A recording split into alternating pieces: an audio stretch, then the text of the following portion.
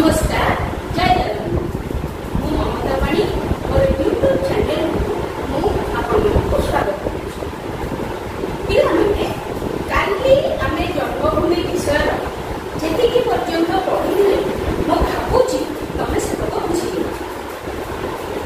ता परठु आज पढ़िबा बहुवाद विसंवाद सत्वे पल्ली ग्रामर नरनारी मानक जाति धर्म निर्विशेष गोटे एक परिवारत्वर परंपरा गढ़ी उठी थाए।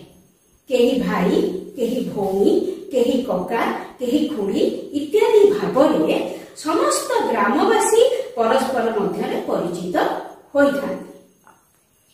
मो जन्मभूमि सहित ए मधुर संबंध मोर नाही।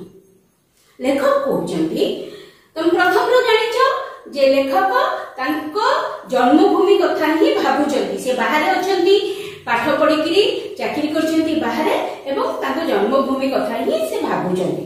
से कहउचंती गां रे कोन हुए ना केतेबेले किंती काहार काहा सहित वाद हुए विवाद हुए गंडगोल हुए ए सबु सत्वे गां रे कोन हिची ना जाति धर्म निर्विशेष रे गोटे एक परिवारत्वर परंपरा गढ़ी उठी थाए।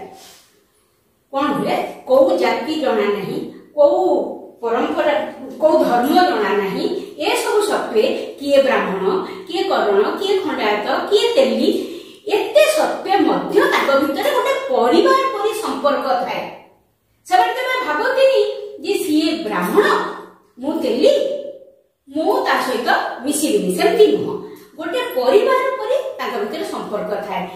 किए कहार दादा किए कहार खुड़ी प्रकृति दादा खुड़ी है नथिबे किंतु से माने एमिति डाकंती किए नानी किए अपा किए भाई किए दादा किए खुड़ी किए जेजे किए जेजमा एमती डका डकी हेकिरी तांकर गोटे परिवार परि संपर्क तांक भितर थाए। एठी लेखक कहउछन्ती मो जन्मभूमि सहित ए मधुर संपर्क मोर नाही। पिले तमे देखिथिबो सहर रे कोन हुए एमिति केही डका डकी हुअन्तिनी। किए कहे रमेश बाबू किए कहे सुरेश बाबू बाबू रे ही चले हां किंतु गां रे से सब कथा नाही। दादा खुड़ी भाई भौणी मौसा माउसी एमिति डका डकी रे तांको भितर गोटे निबिड़ता थाए गोटे घनिष्ठ संपर्क थाए। लेखक कहते ए संपर्क मोर नाही काहेकि ना से तो गां छाड़ी के बहुत दिन हेलानी बाहर अछंती ना तेनु गां सहित तांकर एमिति मधुर संपर्कटिए नाही बोली कि लेखक कहउछन्ती। ग्रामटी जाकर भाई भौणी कका खुड़ी मामू माई मौसा माउसी इत्यादि सबु पर हेई गलेनी। चेष्टा कले मध्य ए मधुर संबंध आउ फेरी पाइबा संभव नुहे। गां सारार जेते मामू माई कका खुड़ी मौसा माउसी एमानकु सबु से डाकुथुले गां सारार लोक मानकु सी आउ सेटा डाकी पारु नाहंती।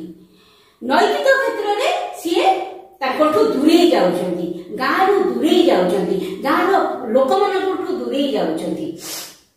सेटा संभव हेई पारुनी तांका पाखरे। ओडिया रे गोटे कथा अछि आखिरु गले मनरु जाय।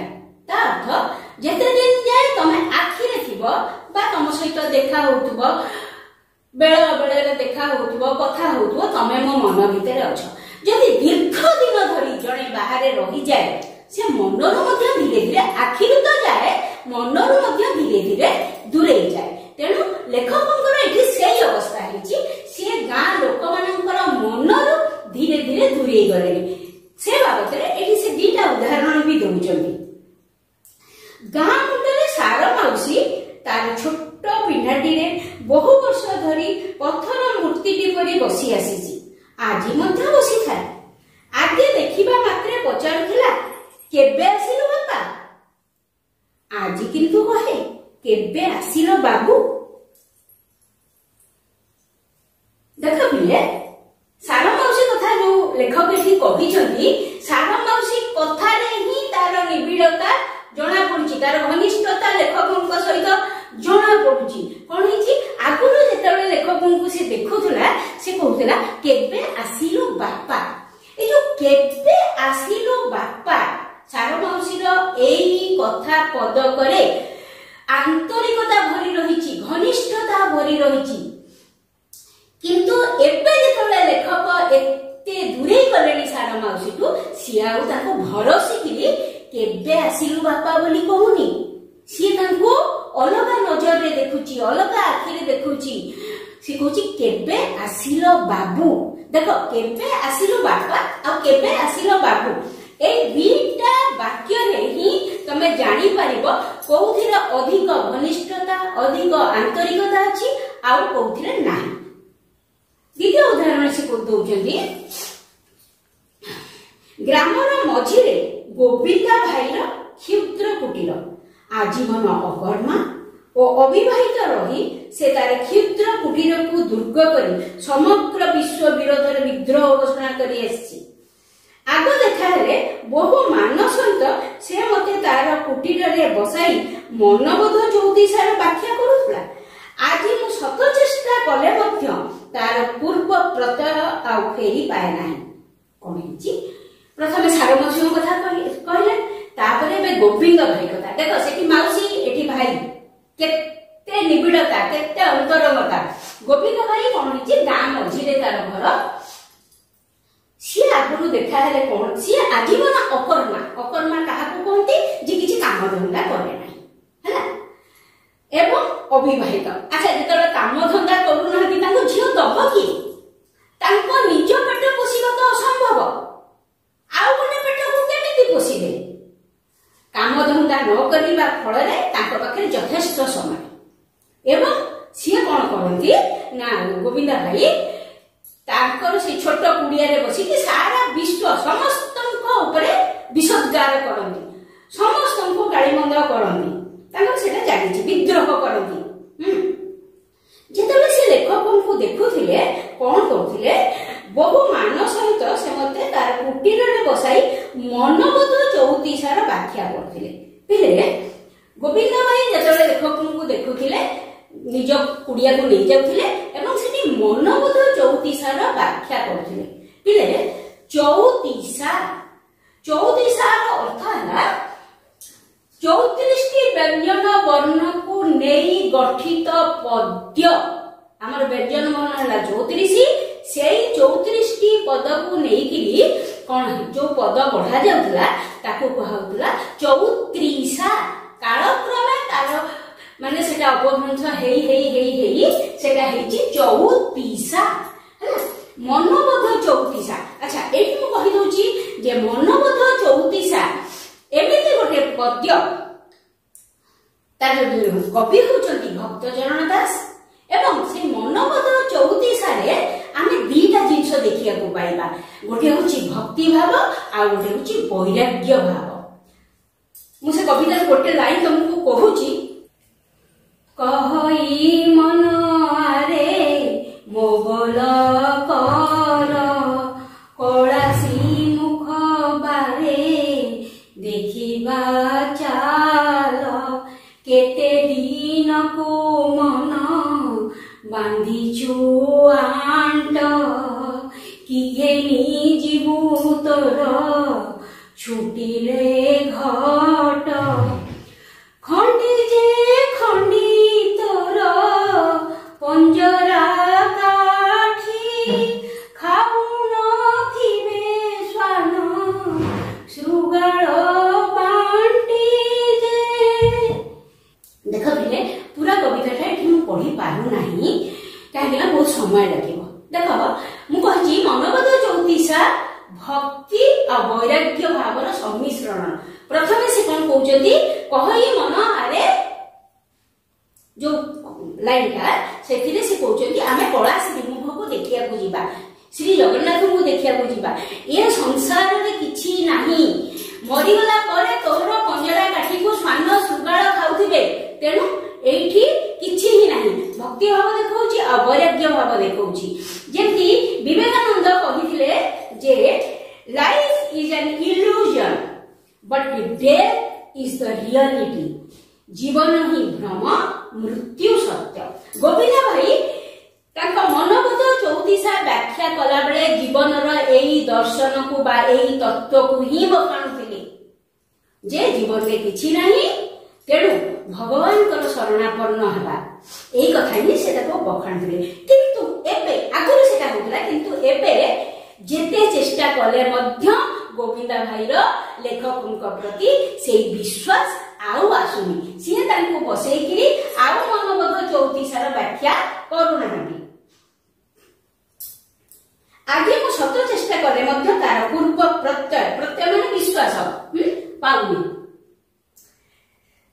ग्रामटी जाक नवागत अतिथि रे परिपूर्ण होई गलानी जे आड़कू चाहिए शीर्ण मलिन उलग्न कृषदर लंबदर अवांछित अवहेलित शिशु मानकर समावेश देखा जाए से कहते देख प्रथम अवस्था से देखले वयस्क लोक माने तांको विश्वास को आनु वयस्क लोक मानकठू से दूर को पळेइले तापर कथा से देखौचंदी पिला माने से कहउचंदी गां सारा पिला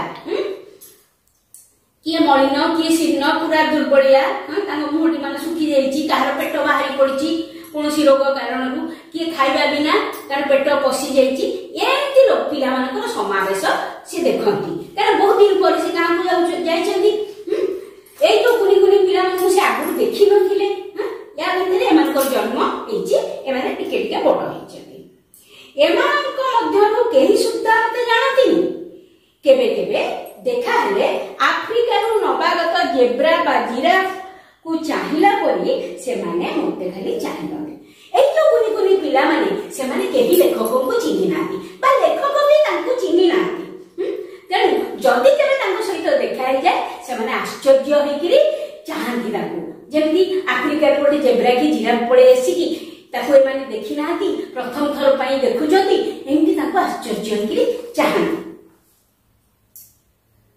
ग्रामवासी मानक मध्यरु जे शिक्षित और अर्ध शिक्षित नवयुवक माने चाकरी न पाई जन्मभूमि को छाड़ी नाहांती से माने राजनीति रे आश्रय नै जंदी अच्छा कोन हला बिले प्रथमे से वयस्क लोकक कथा कहले से मानकटू से दूरे आछंदी तापर से पिला मानक कथा कहले से माने हमको चिन्हि ना वर्तमान युवक मानक कथा कहउजंती जो युवक माने गार पाठ पढ़ी बा अल्प पढ़ी किंतु चाकरी पाई नांती कि शहर को जाई नांती से माने गां रे रहि जाइछंती किंतु तांको सहित मध्य लेखकंकर मन मिसुनी काहे कि ना गां रे रहि कि से माने सस्ता पॉलिटिक्स बा सस्ता राजनीति करछंती गोटे गोटे पिला गोटे गोटे राजनीति दल वर्तमान भी तमे देखुछ आम ओडिसा रे बहुत राजनीतिक दल अछि मुख्यतः बीजेडी बीजेपी कांग्रेस एते बहुत दल अछि एवं गां रे पिला माने के को दल ए राजनीति रे से माने माति जति से माने आ किछ करनाती तांको भीतर गोटे राजनीति नैतिक दल रो जेमिति आ गोटे राजनीतिक दल सहित पड़े नाही ये तार कोई कोनता से आर कोई कोनता गां रो युवक मानकर अवस्था मध्य सेया परस्पर भितरे से माने ये ताको से आको आक्षेप करथांती एवं ताको भितरे सब बळे गोटे अशांति गोटे असंतोष गोटे विद्रोहर निया जाउथाय से माने गां रो कोनोसी प्राकृतिक शोभा को उपभोग करि पारंती नाही एट लेखुची जदि केही एही राजनैतिक मतवाद मध्यरु कौनसी दिन अंतर्भुक्त नुहे ताहले से एमानक मध्यरे सुद्धा अंतर्भुक्त नुहे ए जो राजनैतिक दल विभिन्न राजनैतिक दलर एमाने जो चेला चामुंडा राजनैतिक बड़ बड़ राजनैतिक नेता मानकर एमाने जो हाथबासी हिचंती जदि कौनसी व्यक्ति एमानक भितर कौनसी दल रे निजको शामिल करि पारुनी ताहले एमाने ताकू ग्रहण करिबे नाही ताकू सीधा निज भितर बाहर करदेबे अन्य पक्षे अन्य कथा जोड़ी थाउ एमानक सहित पल्ली प्रकृतिर शोभा उपभोग करिबा किंबा साहित्य चर्चा करिबा मध्य संभव नुहे लेखक कहउचंती अलता कथा छाड़ी दियो एमानक सहित पल्लीर सौंदर्य गाँर सौंदर्य मध्य उपभोग करि होबनी कारण एमानक भितरे सब बेले सेही राजनीति चर्चा सब बेले गोटे दल आ गोटे दल को आक्षेप करूची तार भूल देखौची ता सहित वाद विवाद करूची तेणु एमाने पल्ली प्रकृति को उपभोग करबा जानि नाहंती एमानक भितर तो खुशी ही नाही खुशी थिले थिना जण ଉପଭୋଗ କରିବ କିମ୍ବା ସାହିତ୍ୟ ଚର୍ଚ୍ଚା କରିବ, ଏମାନଙ୍କ ଭିତରେ ସେଇଟା ନାହିଁ। ଏମାନଙ୍କ ଭିତରଟା କେବଳ ଅଶାନ୍ତି ଅସନ୍ତୋଷର ନିଆଁରେ ଜଳୁଛି। ଏମାନେ ପୁଷ୍ପିତ ପଳାଶ ବନରେ ଦେଖନ୍ତି ବିଦ୍ରୋହର ବହ୍ନି। ପିଲେ ପଳାଶ ଫୁଲ ଦେଖିଥିବ, ଗୋଟେ ଗାଢ କମଳା ଆଉ ଟିକେ ରେଡ୍ ମିଶା ମିଶା ଗୋଟେ କଲର ନିଆଁ ଭଳିଆ। ତାକୁ ଫ୍ଲେମ୍ ଅଫ୍ ଦି ଜଙ୍ଗଲ ମଧ୍ୟ କୁହାଯାଏ। ଫ୍ଲେମ୍ ଅଫ୍ ଦି ଜଙ୍ଗଲ। ସେ ପଳାଶ ଫୁଲ ଏତେ ଆକର୍ଷଣୀୟ, କିନ୍ତୁ ଏମାନେ ତାକୁ ଉପଭୋଗ କରୁନାହାନ୍ତି। ସେ ପଳାଶ ଫୁଲକୁ ଦେଖିଲେ ଆଗ ଭିତରେ ବିଦ୍ରୋହର ଅଗ୍ନି ଜଳୁଛି। ତାଙ୍କର ତ କେବଳ ମାନେ ବିଦ୍ରୋହ, ପାଳିଆ ପିଟା, ହଣା କଟା, ମରା ମରି ଏଇଥିରେ ହିଁ ସେମାନେ ତାଙ୍କ ଜୀବନକୁ ବିତେଉଛନ୍ତି। କାରଣ କାମ କିଛି ନାହିଁ, ଆଉ ଯାହା ବି କାମ ଅଛି ସେମାନେ କରିବାକୁ ରାଜି ହିଁ ନୁହନ୍ତି। କେବଳ ରାଜନୈତିକ ଆଲୋଚନା, କୁଜି ନେତା ମାନେ। ଆଚ୍ଛା, ସ୍ଥଳପଦ୍ମରେ ଦେଖନ୍ତି ଆହବର ରକ୍ତ। ସ୍ଥଳପଦ୍ମ ପିଲେ ଗୋଟେ ଅତି ସୁନ୍ଦର ଫୁଲଟେ, ତାର ଦିଟା କଲର ଅଛି। ଗୋଟେ ପ୍ରକାର ସ୍ଥଳପଦ୍ମ କଣ ହୁଏ ନା ଗୋଲାପୀ ରଙ୍ଗର ଫୁଟେ, ପୁରା ପଦ୍ମ ଫୁଲ ଯୋଉ କଲର ସେଇ କଲର ହିଁ ଫୁଟେ। ଆଉ ଗୋଟେ ପ୍ରକାର ସ୍ଥଳପଦ୍ମ ପିଲେ ସକାଳେ ଫୁଟିଲା ବେଳକୁ ଧଳା ଥିବ। ଯେତିକି ଯେତିକି ସୂର୍ଯ୍ୟଙ୍କର କିରଣ ବଢି ବଢି ଯାଉଥିବ, ତାପ ବଢି ବଢି ଯାଉଥିବ, ତାର କଲର ଚେଞ୍ଜ ହଉଥିବ, ତାର ରଙ୍ଗ ବଦଳି ବଦଳି ଯାଉଥିବ। ଧଳାରୁ ମାନେ ସ୍ଲାଇଟ୍ ପିଙ୍କ, ତାପରେ ଡିପ୍ ପିଙ୍କ, ଏକଦମ ସନ୍ଧ୍ୟା ବେଳକୁ ପୁରା ଗାଢ ଗୋଲାପୀ ବର୍ଣ୍ଣ ହେଇଯାଇଥିବ। ପ୍ରକୃତିର ଗୋଟେ କେତେ ଆଶ୍ଚର୍ଯ୍ୟ ଜିନିଷ। କେହି ତାକୁ ରଙ୍ଗଉ ନାହାନ୍ତି, କେହି ତା ଦେହରେ ରଙ୍ଗ ଦଉନାହାନ୍ତି, କିନ୍ତୁ ତାର ରଙ୍ଗ ପରିବର୍ତ୍ତିତ ହଉଛି। ଏ ଫୁଲରୁ ମଧ୍ୟ ସେମାନେ କୌଣସି ଖୁସି ପାଆନ୍ତି ନାହିଁ। ଏଇ ଫୁଲକୁ ଦେଖିକିରି ବି ମଧ୍ୟ ସେମାନେ ଖୁସି ହୁଅନ୍ତିନି। ଏଡେ ସୁନ୍ଦର ଫୁଲ, ସେଠି ସେମାନେ କଣ ଦେଖନ୍ତି? ଯୁଦ୍ଧର ରକ୍ତପାତ। ଆହବ, ଆହବ ମାନେ ଲେଖିଥିବି ଏଠି ନା ଲେଖିନି, ବହିରେ ଥିବ ତ ଲେଖିନଥିବି। ହଁ ଲେଖିଛି, ଆହବ ମାନେ ଯୁଦ୍ଧ। ଯୁଦ୍ଧର ରକ୍ତପାତ ତାଙ୍କୁ ଦିଶୁଛି ସେଠି। ସ୍ଥଳପଦ୍ମର ସୌନ୍ଦର୍ଯ୍ୟ ତାଙ୍କୁ ଦିଶୁନି, ଭଲ ଜିନିଷ ତାଙ୍କୁ ଦିଶୁନାହିଁ। ହଣା କଟା ମରା ମରି ଏଇଗୁଡାକ ହିଁ ଦିଶୁଛି।